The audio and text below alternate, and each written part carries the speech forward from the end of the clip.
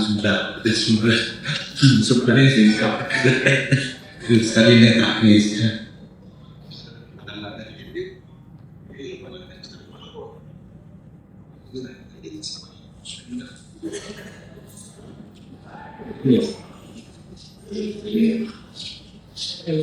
Assalamualaikum.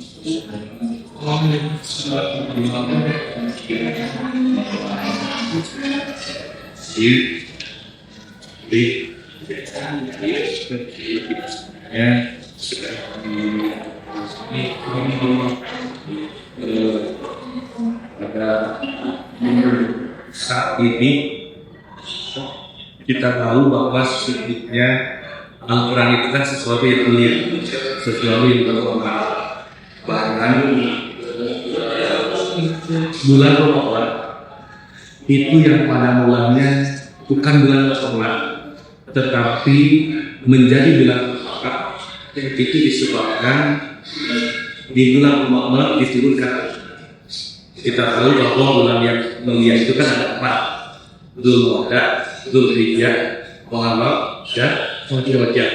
Ramadan itu bukan termasuk bulan yang mulia pada bulan, tetapi karena Ramadan itu menjadi wadah dari Al-Quran, Ramadan itu langsung naik derajatnya menjadi bulan yang mulia, bahkan kemuliaannya melebihi 4 bulan yang tadi disebut.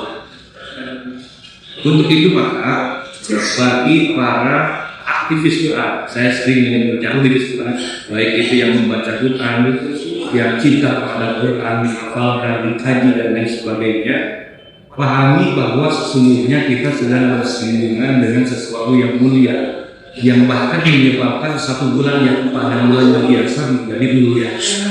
Untuk itu maka banyak para ulama yang kemudian menyebutkan para aktivis seperti orang yang mulia, orang-orang yang berhormat, termasuk mudah-mudahan kita semua termasuk orang-orang yang mulia. Ketika ada sesuatu yang mulia, atau saya maksud saja terbatas waktunya, ketika kita itu termasuk atau bisa disebut sebagai orang yang mulia, di satu sisi memang kita harus berbahagia, tetapi di sisi yang lain yang harus diutamakan ialah kewaspadaan kehati-hatian. Karena apapun yang dilakukan oleh orang yang mulia, dampaknya lebih luas daripada apa yang dilakukan oleh orang yang biasa saja. Ketika ada orang yang mulia melakukan sesuatu yang baik, maka kebaikannya akan berdampak lebih luas daripada orang biasa. Tetapi ketika melakukan yang namanya keburukan, maka dampak keburukannya pun lebih luas daripada orang yang biasa. Itulah kenapa saya pernah berkata, semenjak saya disebut sebagai artis pun ini, kemudian dikenal sebagai orang yang hafal Quran. Pernah satu waktu saya mengunjungi mall, dan karena masih muda saya merasa biasa saja menggunakan levis, celana levis, kaos, kemudian pakai jaket yang ada, kalau kata Sunda ada kutu, ya, ada yang gitu, ya, kemudian pakai topi, dan tidak jauh ketika kemudian masuk ke dalam mall, pengaman belum jauh, ujung-ujung dari belakang itu langsung ada yang mengatakan ke saya, Ustaz mau kemana? Langsung mendadak ke dokter, saya langsung pulang, langsung bukan, karena ya maksud saya gini, kalau sudah disebut Ustaz, kalau sudah disebut menghafal Quran, kalau sudah menjadi seseorang yang dimuliakan atau dipandang mulia oleh Tuhan, maka mungkin saja levis itu menjadi hal yang biasa dipakai oleh orang umum, tetapi ketika dipakai oleh Ustaz menjadi sesuatu yang berbeda, yang bahkan konotasinya buruk. Atau dalam satu waktu saya pernah melakukan perjalanan ke Bosnia, kemudian ada yang melaksanakan acara resepsi pernikahan, dan tidak sedikit yang kemudian hiburannya dangdut. Hiburannya saya kan anak muda, sebagai anak muda yang kemudian punya jiwa muda dan keinginan yang membaik, ingin turun, ingin joget sebetulnya ingin turun, ingin joget. Kalau punya uang lebih, ingin nyampe.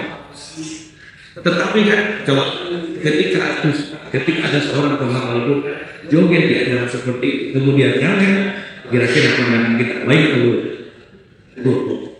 Jelas buruk, ya kan? Meskipun ketika itu dilakukan oleh orang yang biasa saja, dia biasa, orang awam dia biasa saja.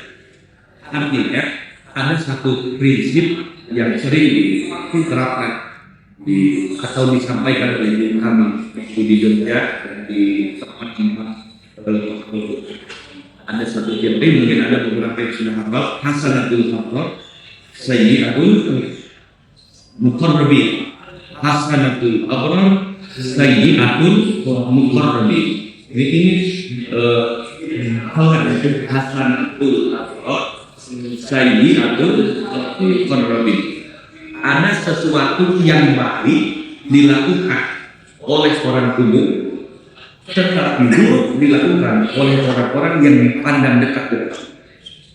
Saya bilang ya, ada sesuatu yang baik dilakukan oleh orang umum, ya, baik dilakukan oleh orang biasa, tetapi dipandang buruk oleh orang-orang yang dipandang, tetapi menjadi buruk ketika dilakukan oleh orang yang dipandang sebagai orang yang dekat dengan Allah. Para aktivis Quran, para penghafal Quran, Quran adalah orang yang dipandang dekat dengan Allah. Oleh sebab itu maka waspada, jaga lisan, jaga lidah. Jangan sampai kemudian kita melakukan sesuatu yang buruk, karena ingat dampak buruknya lebih besar daripada yang dilakukan. Mungkin kita bisa berbuat. Assalamualaikum. Waalaikumsalam. Jadi ya nasihat sedikit tapi sangat dan jadi kader-kader dari misalnya kader guys. Terima kasih. Ya, selamat